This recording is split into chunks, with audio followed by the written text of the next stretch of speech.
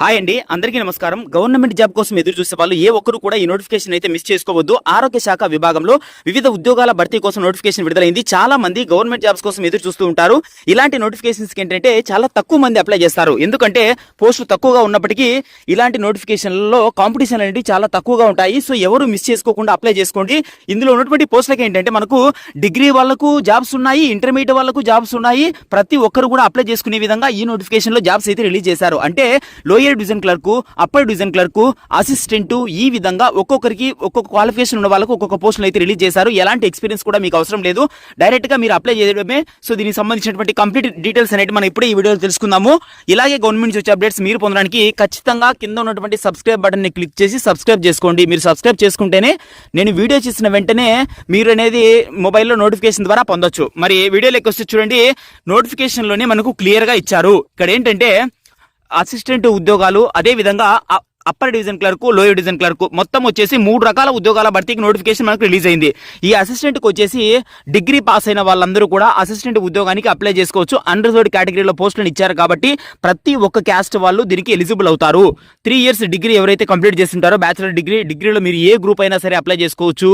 Minimum 3 years degree అన్నారు. అంటే BTech వాళ్ళు కూడా అప్లై చేసుకోవచ్చు, డిగ్రీ వాళ్ళు కూడా అప్లై చేసుకోవచ్చు. డిగ్రీ బేస్లో ఏ సబ్జెక్ట్లో మీరు చేసినా కూడా మీరైతే ఈ అసిస్టెంట్ ఉద్యోగానికి అయితే అప్లై చేసుకోవచ్చు. దీనికి వచ్చేసి సిపిసి వచ్చేసి మినిమం 35,400 రూపాయలు బేసిక్ స్టార్టింగ్ మీకు 35,400 రూపాయలు శాలరీ అనేది ఉంటుంది. అప్ టు 30 years ఏజ్ ఉన్న వాళ్ళు కూడా ఈ యొక్క అసిస్టెంట్ ఉద్యోగానికి అయితే అప్లై చేసుకోవచ్చు అని మనకు నోటిఫికేషన్లోనే మెన్షన్ చేశారు. అలాగే గవర్నమెంట్ రూల్స్ ప్రకారం ఏజ్ రిలాక్సేషన్స్ కూడా మనకు ఉంటాయి. ఓకే, నెక్స్ట్ ఇంపార్టెంట్ పోస్ట్ వచ్చేసి మనకు అప్పర్ డివిజన్ క్లర్క్. ఈ అప్పర్ డివిజన్ క్లర్క్ కూడా డిగ్రీ వాళ్ళే అప్లై చేయొచ్చు.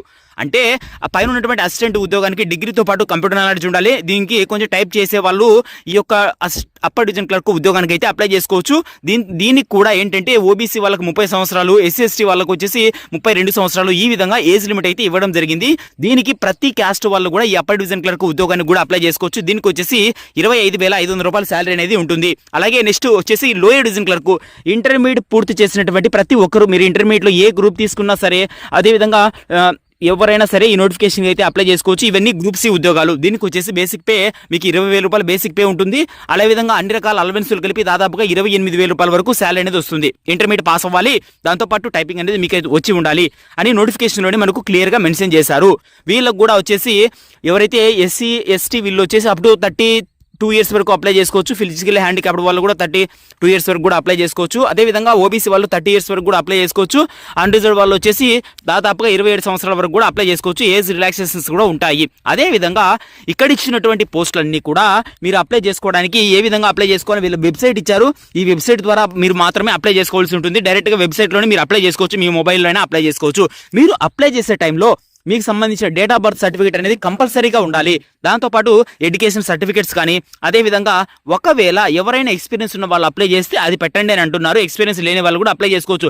దీనికి సంబంధించి సిలబస్ ఏమేమి ఉంటుంది, బేసిక్ జనరల్ నాలెడ్జ్, అదేవిధంగా basic general intelligence and reasoning, computer aptitude, quantitative aptitude, ఈ విధంగా సింపుల్ సిలబస్ అనేది ఉంటుంది. బేసిక్ లెవెల్లో ఉంటుంది. కాబట్టి సో ఎవరైతే ఈ గవర్నమెంట్ జాబ్స్ కోసం ఎదురు చూస్తున్నారో కంపల్సరీగా అప్లై చేసుకోండి.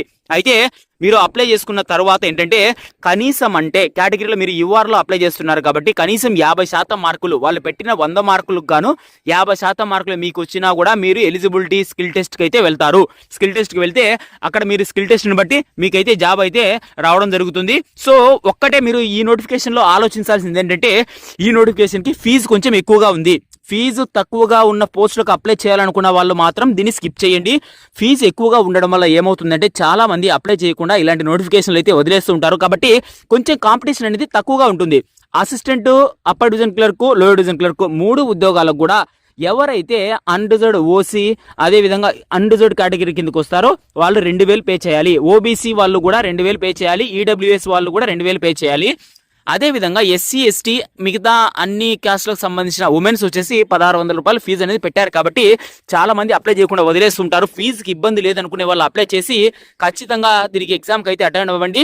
జాబ్ అనేది రావడానికి చాలా అవకాశం అయితే ఉంటుంది. సో దీనికి సంబంధించి మీకు ఎలాంటి డౌట్లు ఉన్నా కూడా ఖచ్చితంగా కింద కమెంట్ సెక్షన్ అడగండి, నేను చెప్తాను. అలాగే దీనికి సంబంధించిన పీడిఎఫ్ కానీ అప్లికేషన్ ఫామ్ అవన్నీ కూడా నేను ఇస్తాను. అప్లికేషన్ ఫామ్ అంటే ఏముండదు, డైరెక్ట్ దీనికి సంబంధించిన వెబ్సైట్, ఇక్కడ వెబ్సైట్ ఇచ్చారు చూడండి, www.icmr.gov.in లేదా www.